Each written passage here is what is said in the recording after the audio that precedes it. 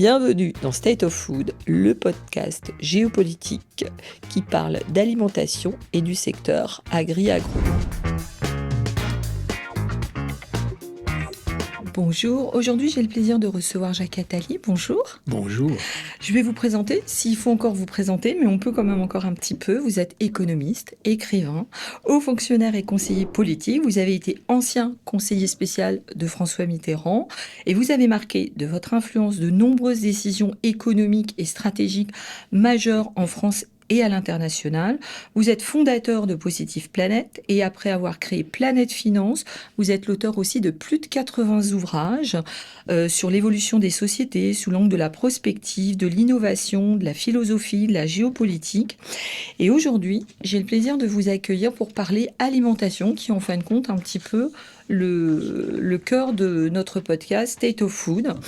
Et juste avant qu'on commence, j'aurais aimé vous demander, mais pourquoi vous vous intéressez à l'alimentation ?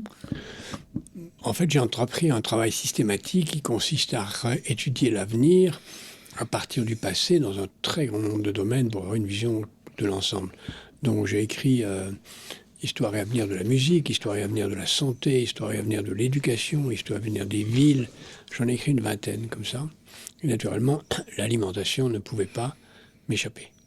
C'est un sujet majeur qui a constitué le cœur de l'activité humaine, même si aujourd'hui c'est une part beaucoup plus faible de l'activité des hommes, mais ça reste absolument essentiel.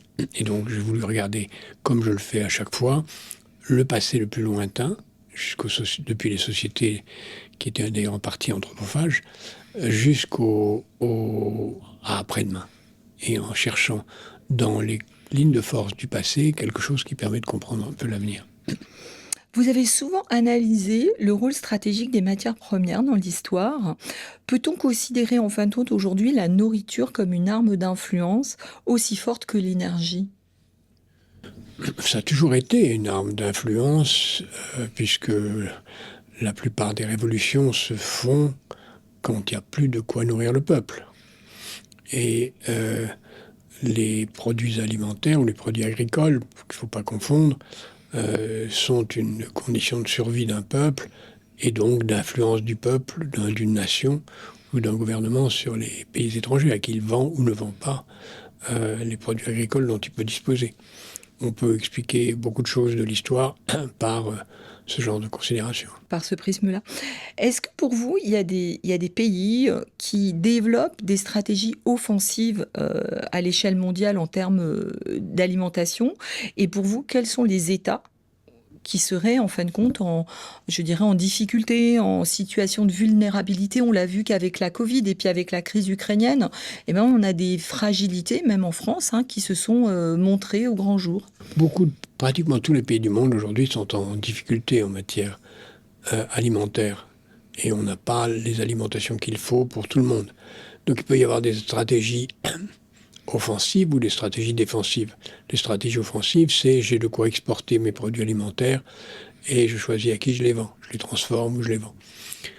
Ça, il y a peu de pays qui peuvent faire ça. La Russie était dans cette situation, l'Ukraine est dans cette situation, le Brésil est dans cette situation, les États-Unis sont dans cette situation, mais ils ne sont pas très nombreux. Certains le sont aussi, mais en même temps, ils sont tellement faibles que leurs produits alimentaires, ils ne savent pas, ils n'ont pas les moyens de le transformer, on les empêche de le transformer chez eux, et ils sont obligés de vendre des matières premières brutes. C'est le cas du Ghana ou de la Côte d'Ivoire, qui sont obligés de vendre leur cacao brut, alors que l'essentiel des profits sont faits par ceux qui, en Suisse ou ailleurs, transforment ces matières premières.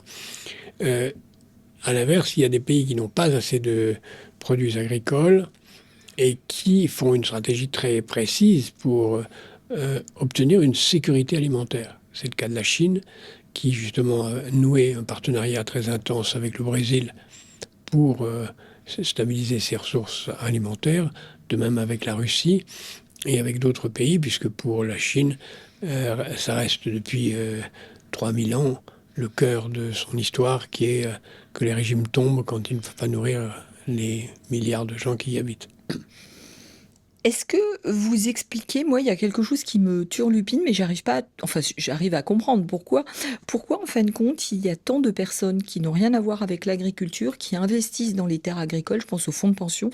Il y a des gens comment dire ça, qui sont même des puissances étrangères.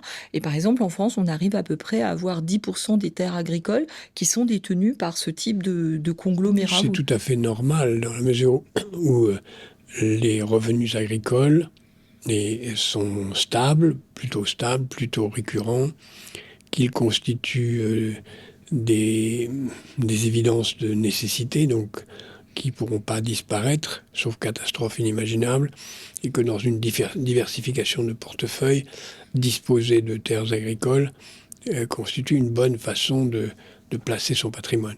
Ça a toujours été le cas dans l'Antiquité, puisque les grands seigneurs romains étaient propriétaires fonciers. Au Moyen-Âge, c'est évidemment le cas, puisque la principale richesse, c'est la richesse foncière. Et si aujourd'hui, la principale richesse est plutôt nomade, financière ou technologique, la richesse sédentaire reste quand même tout à fait essentielle.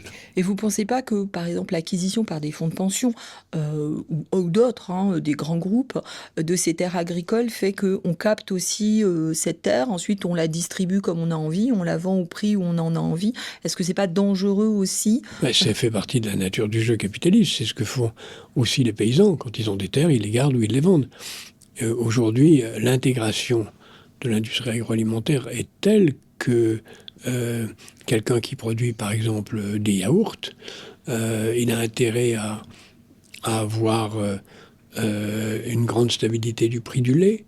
Donc il a intérêt à avoir des contrats très stables avec les fournisseurs de lait, donc avec les éleveurs.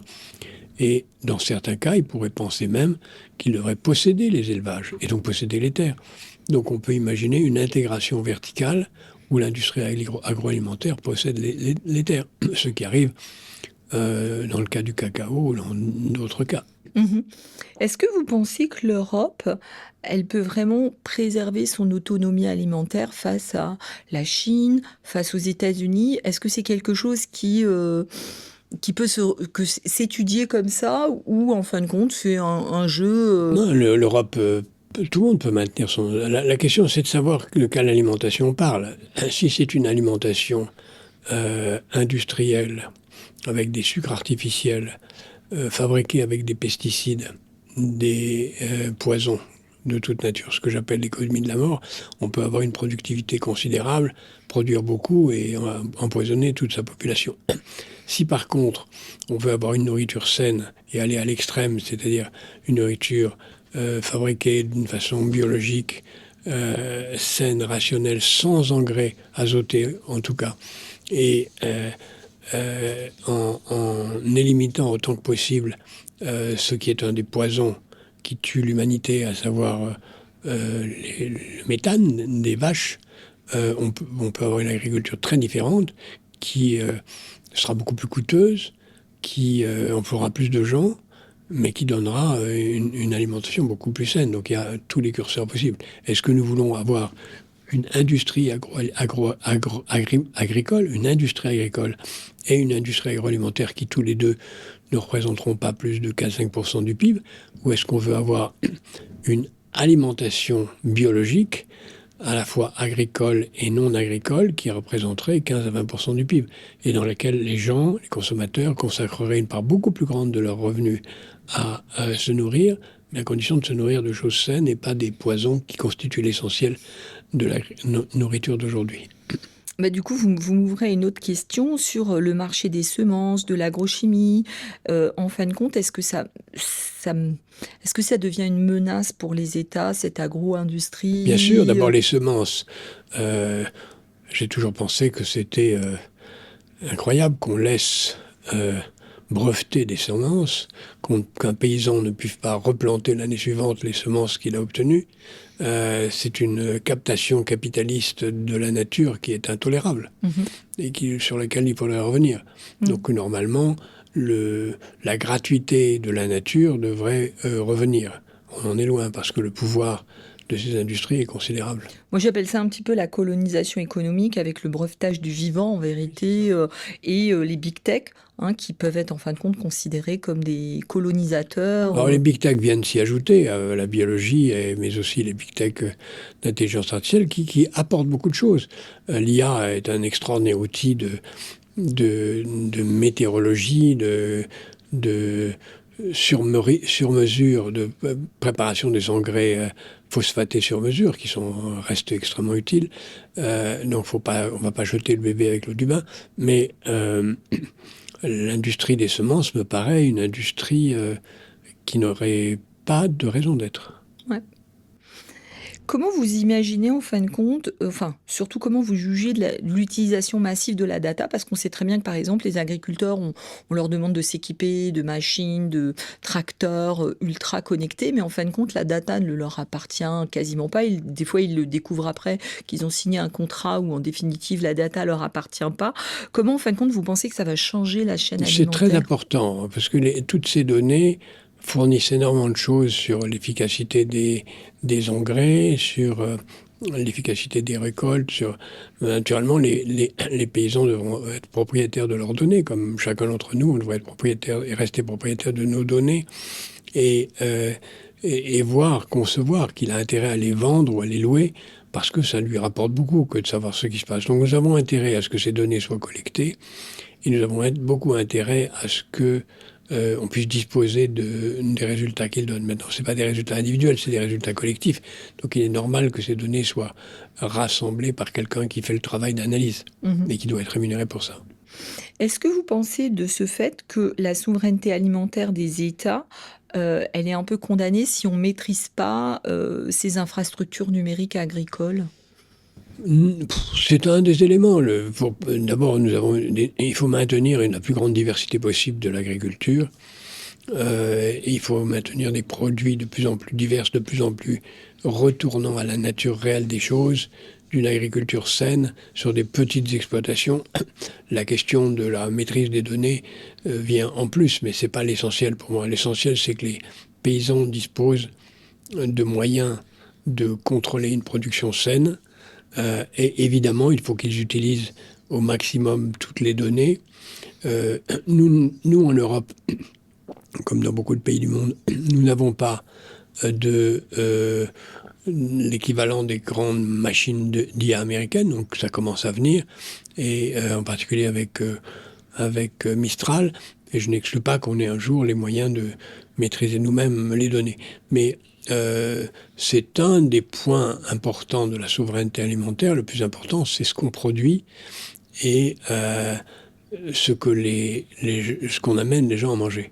Et il faut amener les gens à manger sainement, à faire des vrais repas et non pas à grignoter toute la journée. Là, vous me tendez la perche vers la prochaine question qui concerne les technologies émergentes. C'est un sujet où je vous ai souvent entendu parler, comme l'agriculture algorithmique, les viandes cellulaires, manger des insectes, enfin voilà, toutes ces espèces de propositions que nous font les startups. Est-ce que vous pensez que c'est une vraie révolution ou est-ce que c'est une évolution ou est-ce que ça n'a pas d'intérêt? Je n'y crois pas trop. Enfin, ça dépend des cultures. Il y a des cultures où on mange des insectes depuis toujours. Au Mexique ou en Thaïlande, on mange des insectes depuis toujours. Je crois que l'important n'est pas là. L'important, c'est la terre. L'important, c'est l'humus. C'est la matière organique. S'il y a une matière stratégique aujourd'hui à défendre, c'est la matière organique. Sans matière organique, il n'y a pas de nourriture, il n'y a pas d'humain. La matière organique, c'est la nature du sol, c'est la façon dont il est entretenu, protégé de son artificialisation. C'est une richesse stratégique énorme. C'est une matière première critique qui aujourd'hui est menacée tant par l'artificialisation des sols que par le fait qu'il n'est pas entretenu ou que la matière organique est détruite par différentes formes de poison qu'on nous donne. Mais si j'avais à dire une seule chose essentielle, c'est pas la donnée, c'est la matière organique. Et comment on fait aussi pour avoir toujours des agriculteurs, parce qu'il nous faut aussi des personnes pour être dans les champs. On l'a bien vu au moment de la Covid. On était bien content de les avoir, mais on ne trouvait pas des gens pour aller ramasser des fraises quand le gouvernement a demandé s'il y avait des gens qui Oui, voulaient. Ouais. c'est pas un problème français, c'est un problème mondial. Voilà. Mais il ne faut pas oublier qu'il y a encore des pays où 40% de la population vit à la campagne et travaille de près ou de loin à l'agriculture. Donc ce sont des problèmes de pays développés qui n'ont plus ces populations. Il faut avoir nous avons été trop loin dans l'industrialisation de l'agriculture. Nous avons été trop loin dans la baisse de la part du budget des ménages consacré à l'alimentation. Il faut une augmentation de cette part, mais pour une nourriture saine, biologique, une agriculture biologique et pas une nourriture industrielle. Et si on a cette évolution, alors on pourra payer les paysans beaucoup mieux pour produire des choses de plus grande qualité. C'est une vraie évolution systémique où on sortirait de la nourriture du grignotage permanent pour revenir au repas, au vrai repas, qui constitue un élément de la santé. Mais on voit bien que le consommateur actuel, il n'est pas dans cette mouvance-là. Vous parliez de reste à charge pour acheter l'alimentation. En fin de compte, il estime que c'est plus important d'investir dans un téléphone, une plateforme de télévision, des choses comme ça. On voit bien que ça tourne plus très rond en termes d'alimentation. Oui, c'est clair. Le fait qu'on consacre beaucoup plus d'argent à acheter des jeux vidéo qu'à se nourrir est une folie. Et l'éducation peut changer ça en montrant l'importance de cuisiner soi-même dès la maternelle, l'intérêt qu'on peut trouver à partager un repas en famille ou avec des amis. Ça doit redevenir une... Sinon, si on ne fait pas ça, bien, on voit bien ce qui arrive. C'est la fin du repas, c'est la nourriture chimique et industrielle qui n'a plus de goût, qui existe partout. Les États-Unis, qui sont de plus en plus un pays barbare, en fournissent l'exemple. Mais la France n'en est pas loin, puisque chacun sait que la France est le pays du monde qui a le plus de restaurants de fast-food, même si elle a aussi de fabuleux restaurants et de merveilleux cuisiniers. Donc il faut échapper à ça autant que possible. La dernière partie des questions que je voulais vous poser, c'était les grands défis du futur. Voilà, pour se dire, mais quel type d'alimentation on va avoir? Une alimentation à deux vitesses, c'est-à-dire j'ai les moyens et je peux aller vers des produits de qualité tels qu'il en existe, ou alors je n'ai pas les moyens et je mange les aliments que me fournissent l'industrie agroalimentaire. C'est le risque. Je pense qu'on peut fournir à tous une agriculture saine avec des moyens raisonnables. En particulier en éliminant le gaspillage. Chacun sait que 40% de ce qu'on produit n'est pas consommé. C'est un gaspillage qui coûte très cher à tout le monde. Si on éliminait ces 40% de gaspillage, immédiatement le coût de l'alimentation baisserait, puisque ces gaspillages n'existeraient plus. Donc il y a tout un problème d'organisation, de silos, de transport qui sont essentiels. Il y a beaucoup de choses à faire pour que l'alimentation de qualité soit moins chère. C'est tout à fait possible. Et vous ne pensez pas que, tout à l'heure, vous abordiez un peu le sujet concernant l'éducation alimentaire, que là, on a un petit peu loupé quelque chose entre des fois les parents qui sont complètement déconnectés parce qu'eux-mêmes n'ont pas eu cette éducation alimentaire, et quelque chose qui n'existait plus, alors qui existait à mon époque, mon Dieu, mais c'était les cours de cuisine à l'école. Enfin, c'était des trucs tout bêtes. Et des non, cours mais ça existe de nouveau. Ça existe de nouveau. Il y a de plus en plus des cours de cuisine à l'école, en tout cas en France, même si la France n'est qu'un tout petit canton dans l'univers et qu'il faut regarder tous les problèmes de façon globale. Mais il y a beaucoup de pays dans lesquels la cuisine est un élément essentiel de l'éducation. Et il n'y a pas de famille sans partage des tâches ménagères et en particulier des tâches de cuisine. Donc c'est essentiel que ça devienne un élément essentiel de l'éducation. Toujours un peu dans cet esprit, est-ce que vous ne pensez pas qu'on est dans une fracture alimentaire? Alors là, je prends juste la France, entre gens aisés et d'autres qui n'ont plus les moyens d'accéder à des produits... On est dans cela dans tous les domaines. On est dans une fracture alimentaire, dans une fracture éducative, dans une fracture de santé, dans une fracture sociale majeure, où les privilégiés sont de plus en plus privilégiés, de moins en moins nombreux, et où une grande partie de la population est en train de basculer dans une prolétarisation insupportable, alors qu'on aurait tous les moyens de faire autrement. Tous les moyens sans budget supplémentaire, de donner une meilleure éducation, une meilleure santé à tous. Mais ça passe par des choses qu'on devrait faire, c'est la prévention et l'éducation. L'éducation alimentaire, la prévention, la santé, le sport, l'élimination du sucre, la concentration des activités sur ce que j'appelle l'économie de la vie, c'est-à-dire la santé, l'éducation, la nourriture saine, les énergies renouvelables, au détriment de l'économie de la mort, c'est-à-dire tout ce qui touche et utilise des énergies fossiles ou des sucres artificiels ou de la nourriture transformée. Toute cette transformation est absolument nécessaire pour que l'humanité survive, tant écologiquement que en termes de santé.